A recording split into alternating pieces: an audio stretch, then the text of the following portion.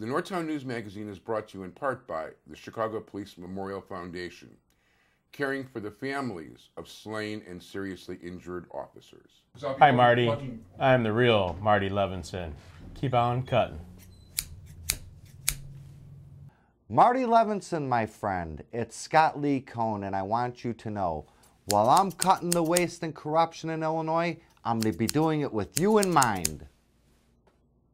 Hi, I'm Marty Levinson. Welcome to the Northtown News Magazine. Hi, I'm Marty Levinson. Welcome to the Northtown News Magazine.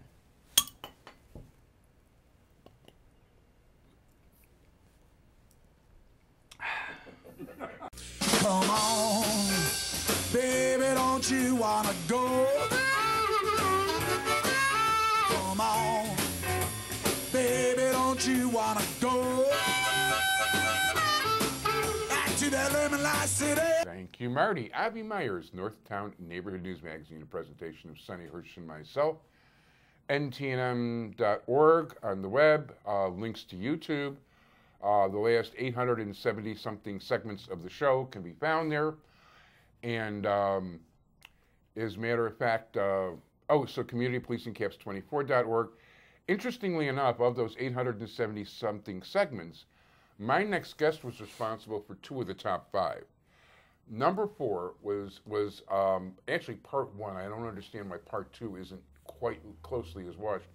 Was our tour down the North Shore Channel. Okay. And of course, number 1 at over 100,000 views, actually over 120,000 views, is the Deep Tunnel. And you know what? Coincidentally, you know, to talk about his relationship over the years with the Water Reclamation District, it's my understanding that, you know, he was actually named after the sanitary plant at Howard and McCormick. And a sanitary district O'Brien. But no, if you pass it by, you know, it's the Terry O'Brien, you know, like, I forget what the exact thing underneath is. Avi, I still call it the Northside plant. The Northside plant. Can't get used to it. I was at this luncheon yesterday, and where the current executive director was giving a talk about the district and things they're doing. And yeah, the O'Brien plant. I'm like, well, where's that? So, well, anyway, congratulations on that. Thank you, Avi. Thank you. Thank you for having me back on. I appreciate it. Oh, it's my pleasure. And I think it was a real coincidence that you were named after that plant. Yeah, well, you know. We won't go any further with that, will we? No, definitely not. Whatchamacallit? I'm full of what? Well, no, it comes out clean afterwards. That's right. And by the way, that's what it's all about. If you're interested in the $2 tour of some of the stuff there, if you take the, what is it, the yellow line? Yeah, the Skokie Swift. It goes right over the Metropolitan Water Reclamation District property. And I never realized how big it was. And, you know, like when you're on an airplane and you see these little round things with water in them and you wonder what they are, those things are over there. You've explained to me what that is. It purifies the water somehow. Yeah, those are just the settling tanks. The circular tanks are the settling tanks. And then the rectangular ones are the aerating tanks, where they put in a microorganism and they're pumping oxygen in there just to speed up Mother Nature to consume any organics that might be in the water at that point in time, and then flows over to the circular tanks. What happens is the solids settle to the bottom, and then along the top of the tank itself is what they call a weir. It's just it's like an edge, like a regular drinking water cup, where they pump the water and the water just overflows that and then goes into the final effluent tank before they discharge it back into the rivers and streams.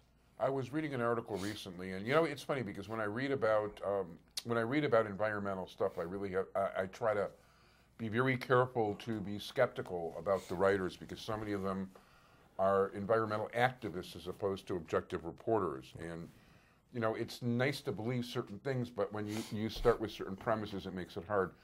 But in this article was somebody who was more of an activist, and it wasn't the guy, it wasn't Hawthorne either. Who's that? Yeah, well, he's somebody I'm not a big... I did invite him on the show to have his say, but he never has responded, which is okay. But this person was saying that there's over 70 species now in the... Yeah, 70 different species of fish in the inland water. Now, I want to know how come I didn't get an official notification for the 69th, and why wasn't there, or even the 70th, and more importantly... The 69th was the Asian carp. You didn't get notice. It was all over the paper. That was, oh. That, And the you know what? 7th was gefilte fishing. Thank you. There you go. So, Well, yeah, that was my line, but that's good. You knew that was coming, though. we should have a even Tonight Show, right? presented- We even present. You know what? They're looking for someone to replace Letterman. We even presented you. Well, actually, I put it back in the freezer afterwards. I didn't have you walk off with it, but we actually presented you with the gefilte fish on there.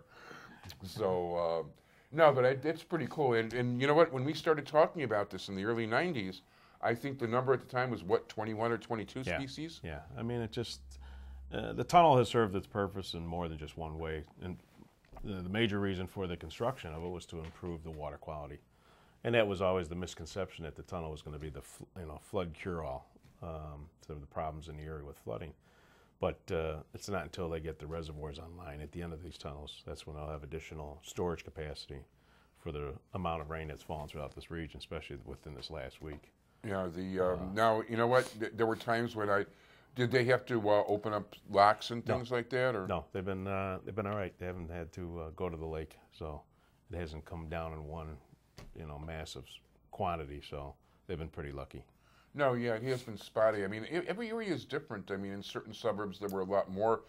Last week, and I've got like 29 tomato plants that are still living. Damn you, squirrels. And, some hot peppers, basil, other things. If you like a basil plant to take home, that's about all I can give away so far. No, it's okay. But no problem. My diet. But you know what? When I tried to explain to people about, the rain was missing us like crazy. Usually during the June and July storms, Yeah. like you said, they're spotty. They hit in one area and not in another. I mean, I go back to 1999 when we lost the tunnel for a week. We were just so thankful that the storms went around us. They went up towards Lake County or down towards Kankakee and just kept missing the Chicago area. So, but that's what happens. I mean, like last night, they shut down Eisenhower Expressway at 25th Avenue, and we shut down till 3 o'clock this morning. So, I mean, hit hard in the center of the county, but the north and the south weren't affected as much. One of the really cool things about the internet that I like is there's a place called W Underground. And as a matter of fact, there's a weather station at Sonny's house that's hooked right up to the web. So I can get the exact precipitation. Because you know what, if I want to know how much rain there is, do I have to water the grass? Do I have to water the tomatoes? The O'Hare numbers don't really do me a lot of good if it didn't rain the same at O'Hare as it did here, and it doesn't. Exactly. So there's a weather station in Lincolnwood, there's one in South Evanston, there's another one in Rogers Park. But I've got basically about 4 different weather stations within a couple miles of the house that have rain meters, and I'm able to get a much more accurate gauge on what's going on. And if you take a look at the radar pictures as it moves, it's like I can actually call it up enough to figure out where Pratt is, where I live, and if I say I need rain and it's just under or it's just over. Well, O'Hare is supposedly the official weather station, but like you said. And by the way, there's a piece of revisionist history for those of us who are old enough. There was this really big snowstorm in 1967, and all the papers trumpeted the headline, 26-inch blizzard. It was always a 26-inch blizzard.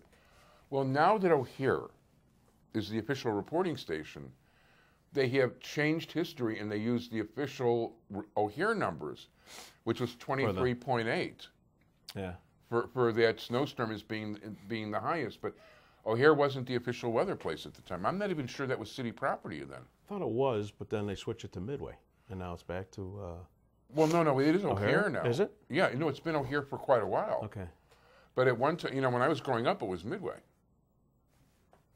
I don't know when they changed it. Yeah, I don't know. Sounds like maybe Jane Byrne or North Sider, because I can't imagine the dailies would have given up the South Side. Well, now they got all those runways going into O'Hare, so maybe that's why they put it out there. So. Yeah, that could be. So from this area. One of the things, and we've talked about this, and springtime and flooding.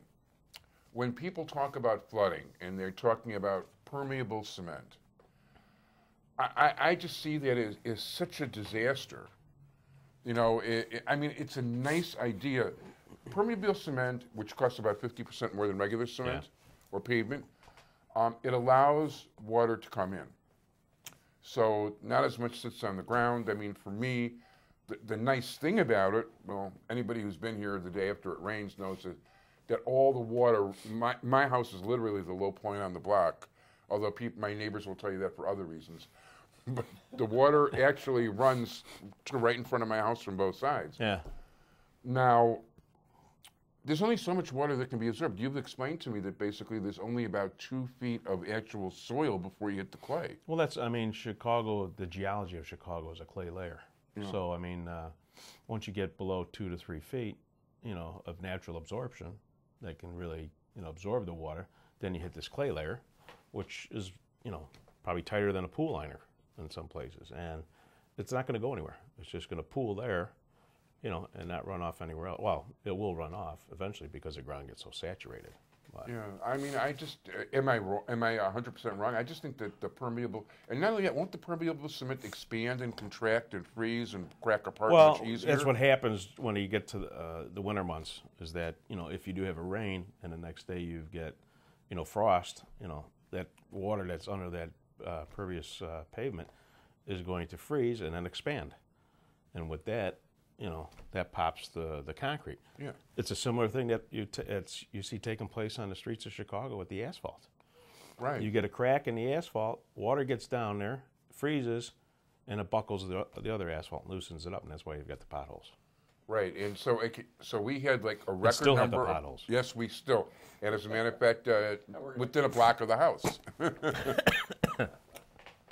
Not to mention our potholed alderman or pot-headed alderman. No, she doesn't do that.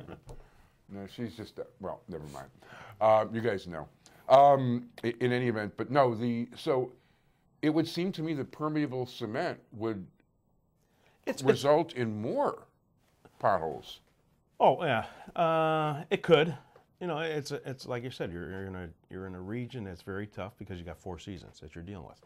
Now, if you're in Florida where it's a constant anywhere from 60 to 80 to 90 degrees, then it's different. Water's not freezing underneath. Well, not only that too, but won't the water also, actually reach a lower level because of the lack of clay? Well, exactly. You go to Michigan, sandy soil will just go right down.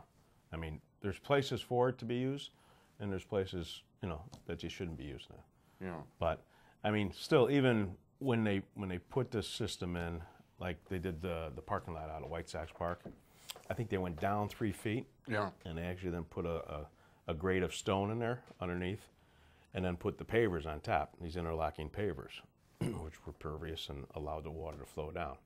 But there again, once that cavern fills up underneath those pavers, it pushes the water up, which in turn could push those pavers up. So, unless they've got it, situated where it would drain to a sewer. But they also don't have the same kind of traffic. Even though they could have a few thousand cars at a time, they don't have the same traffic you'll find on the street, and not every day. And before I left, we did some experimental parking lots at our Stickney plant. Yeah. The Water Rec Stickney plant. So I don't know what the outcome was of it. I know they tried pervious concrete and then pervious pavers, and 2 of them, just to see if it's something they could be using around the plants. Interesting. Yeah, I'll definitely be keeping my eye on that because it just seems to me for Chicago, it just would seem that considering the extra cost. Yeah. Well, yeah. It's and you got to look at what additional benefit are you going to receive from it. Yeah. It all helps. The green stuff helps and whatever, but you're still going to need the gray infrastructure too, such as your reservoirs and your tunnels. Yeah. Part of my problem with it's not that I'm For those of you who know me, I don't have a car. I've got a manual lawnmower. It's not really because I'm green. I think that there's other logical reasons why I do that, like I stay in shape from the walking and the yard work and all the rest of it. And frankly, I keep breaking the gas ones, so I tried a manual one for a change. I'm not mechanical. It did come apart, but no, it's fixed. The company actually, the wing nuts, they should have had like a flat washer before the wing nuts. Okay, and they didn't have it. And within a week, I lost all 4 wing nuts. And I went to Amazon, where I bought this actually off Amazon, and I took a look at the customer reviews, and that was like a really common thing. Yeah. So basically what they said is like, don't even bother with the company. So the old rotary blades? The ones with the old rotary, the lawnmower with the old rotary blades? Okay. But I mean, it's actually designed pretty cool. It's like a 20-inch Scott. It's like a really, it does a nice job. I mean, it's not as good as a gas lawnmower, but you know, it's actually pretty movable. I just went over to Coast, you know, over here on Western, and I got some nylock. I got some nylock wing nuts. Okay. It works? It works just fine. Yeah. Those other things were too big for the lawnmower. It just wasn't. It wasn't. It's funny, as high as the ratings are. Yeah. The one negative was everybody was saying, yeah, I lost the wing nuts in a week. I lost them in 2 weeks. You know, I take the thing outside. I start to push it, and the handle comes off in my hand. All 4 wing nuts are gone. Push too hard. Pardon? Never trust a wing nut. Never trust. Yeah, that's Sonny talking. Definitely never trust a wing nut. So the place you're involved with now is called K Plus Engineering. K Plus Engineering. And I went to look up the proper thing for the title because all the other titles I've got, you know, like President, Water Rec, and all the rest of that stuff. So I wanted the K Plus thing in there. So what I Googled, what did I come across? The Chicago softball, which is a holy game in Chicago. Softball. Forget the soccer stuff. I mean, actually, I enjoy soccer. I've been watching the World Cup. Hey, what's got outstanding viewing ratings for the World Cup right now? Yeah. ESPN's just, you know, people are just watching left and right. I watch it too. As a matter of fact, what I do, I don't have cable. So does Germany and the U.S. tie tomorrow? if the Germany and the U.S. tie tomorrow, the U.S. is in. Huh? They're both in. They're both right. If they tie. Yeah. Why play the game? Hey, I agree. I agree. And you consider how efficient these Germans are. You know, like you never know. They're the one place where solar energy can actually be profitable. Yeah. These guys really know what they're doing when it comes to things like that. I have to give them credit for at least that. So, but to me, like softball is the game. I mean, that is Chicago. I mean, you know, Chicago hot dogs are nice. I do like them, but softball's a Chicago game. So actually, 16-inch. 16, definitely 16. 16-inch. No gloves. Yeah. No pingy metal bats. No aluminum bats. No. No.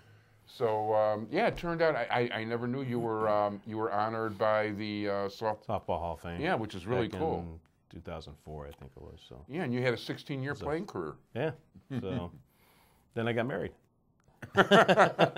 Playing career was over. No. Yeah, I love my wife, Julie. Yeah, no, she's a terrific lady. She is. She's very, Yeah, very supportive from what I've done. Who would have supported a guy run for political office 6 months after he got married? You know, so.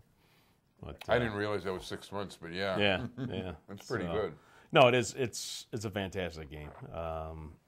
You know, and the funny thing about it now is just it's not really popular anymore. And I know Mike North. You know, Mike. He was on the sports talk show at one time, and I don't know what he's doing now, but I know he was trying to push it in the public schools to develop a league where you know the public schools could have a team, which gives other kids the opportunity to play, you know, play baseball if they didn't play baseball, but to play softball. Yeah, I had a couple of friends from around here that were really big. I mean, the truth is my work schedule was such that I really, after high school, it was very hard for me to play in a regular game. So, and most of the games around here, you had to be there every week or not at all. But anyway, they would tell me about this home run hitter at Clarendon Park. I think his first name was Benny. Okay. And I can't think of his name, but the guy was like a legendary. He was like a legendary home run hitter. Well, there was another gentleman from this neighborhood that was a legendary home run hitter out there too, Bill Bransfield. I've heard the name. Yeah, he grew up right across from Greenbrier Park, but he played in that league for a long time over there. Yeah, in the case of this guy, I can't think of his name. He was actually a salesman in Evanston, and he was a paper salesman, and from the place that did my printing and stuff. Or no, he was a salesman for the printer. His wife he was actually like in the minor leagues, and he was like AA going to AAA. Baseball. And he might have had a career ahead of him. And his wife said either me or baseball, so he quit baseball. Then a couple of years later, she quit him, and he couldn't get back in the minors, baseball. so he picked 16-inch. Good choice. Yeah. So let's talk. You know, like I've met You know, I've met your partner over there. I can't. Dan Caplice? Capeless, yeah. Yeah, I was never. That's where the name comes from. Yeah. Explain that. K plus phonetically sound, it's Caplice is his name, but as you said, Caplice. Yeah. There's Caplis, there's Caplice. I was going to ask that because it's like, at Granger Terry, Filmo Face. Yeah, but it's pronounced Capeless. So he just said, make it easier, just put K and a plus. Cool. But plus is spelled out, so it's K-Plus. So what kind of, so it's K plus engineering. K plus engineering. Firm started about 22 years ago. Yeah. And he was a member of he worked for the US EPA, Region 5 office here in Chicago. And one of his last cases that he was handling was the OMC cleanup of the PCBs, the harbor, up there, Waukegan Harbor situation. So then he left and went to another firm, and then, he left with 4 guys from the agency, and they started another firm, a national firm here in Chicago. And then wasn't happy there, and I had been doing work with a chemical waste disposal company and a lot of cleanup work, and we had run across each other on a few sites, and so he had invited me over to join them. And one of the reasons why I actually went with them was because they had not had doing any business with the district. Yeah. So I didn't want that potential conflict or anybody to think there was a potential for conflict. Yeah, he's one of the impropriety. few guys actually in politics that was actually worried about being honest. Yeah. So I joined. I'll tell you who the other is another time. So I joined them, and then a couple years ago, when I was talking about retiring, I said, why don't we start the civil side of things? So we got the environmental side going, and now we're doing transportation and drainage engineering for. We actually have, I think, 4 municipalities right now that we're working for directly. Nice. And soon to pick up a few more. And then, we're bidding on work with the tollway, the Illinois Department of Transportation, the Red Line project that happened last summer along the Dan Ryan Expressway. We did all the soil management for Kiewit Construction to make sure that what they were pulling off, that the contamination levels weren't too bad and that they could go to the proper, resting homes or depositories. Yeah. So it was good. And then, so now we're doing a lot of this type of work, and things have been good. So there is life after politics. No, thank God. I was going to ask in terms of, I remember when we had an environmental situation with CP Claire, this is probably 15 years ago, I don't remember exactly. But at the time, basically, somebody was telling me that usually you've got to because of things like the coal emissions from chimneys and the old lead gasoline, that usually you've got to scrape off at least 6 inches of dirt from a property. Is there an average? I mean, how much dirt do you have to scrape off because of? It depends on, like I say here, the bonus of living in the Chicagoland area, again, is the clay layer, because it'll penetrate down to the clay, and unless there's a fracture in the clay, you probably won't find it going anywhere else. So that'll confine it to that 2 feet or so. Exactly. So that's one of the pluses, but then again, you're sinking. As in K plus. Exactly. Very good. Thank you. But then again, you've put infrastructure in, you put sewer systems in, you've put vaults in underground. Well, what happens is, what the contaminant sometimes finds this migratory pathway. Yeah. Either a sewer line or an electric line, gas line, or whatever, and so it follows that, and that's where it spreads out when you get under the surface. So, and that's where some of these areas where they're digging up to 30 feet down. Wow. You've had situations where they followed a conduit or something, so, and created further contamination. So if people are digging down for like a high rise or something, how far down? I mean, they really have to go a deep way then. Well, majority, depends how high the high rise is now, is majority of them, actually they have to say casings down to bedrock just for structural purposes. So that gets into a whole nother. They're building a parking garage right now on Sheridan, near Howard. Okay. That's. Oh yeah, I know. I know what you're talking. And you know what? When traffic is quiet and I'm out in the backyard, I can hear the bang, bang, bang from 2 miles away. Yeah, and one of the things now, it just came about, I want to say it was 2 years ago, maybe 3, 2011. But any soils of that nature that are excavated, they Yeah. call construction soils, they have to be tested to make sure that, they're clean, or if they're not clean, they go to the proper depository.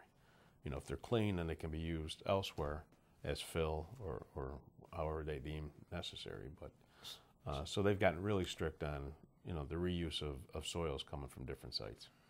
So I'm curious, when you do find like radioactive type soil or whatever, or the equivalent thereof in the business, where does that go? Well, there's certain facilities throughout the United States that handles materials like that. 1600 Pennsylvania Avenue, is that a place people leave it? A couple facilities out in Utah. There's some sites out there far enough away from the nation's capital. Yeah, no, that I can believe. Although I know that things aren't happening in Nevada anymore, but that's the majority leader. Yeah. So I mean, pretty much everything has a home or a place for a home. Either they go through like organic material that's very has a great BTU value to it. They use it as a secondary fuel now. Oils and stuff like that are used basically in the boilers at the steel mills. The secondary fuel market usually goes into cement kilns where they make concrete.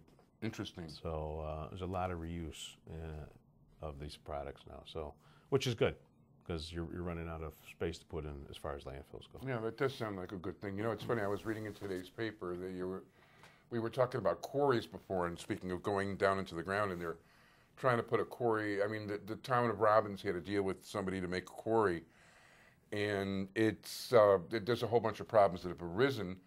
In the crux of the story, they basically talk about like how much what they're actually doing is they're getting the stones out, this dolomite, to crush it, which is going to wind up going into pavement. Yeah. And it mentioned in the story that and they talked about how much comes out each day and all the rest of it. The numbers were amazing.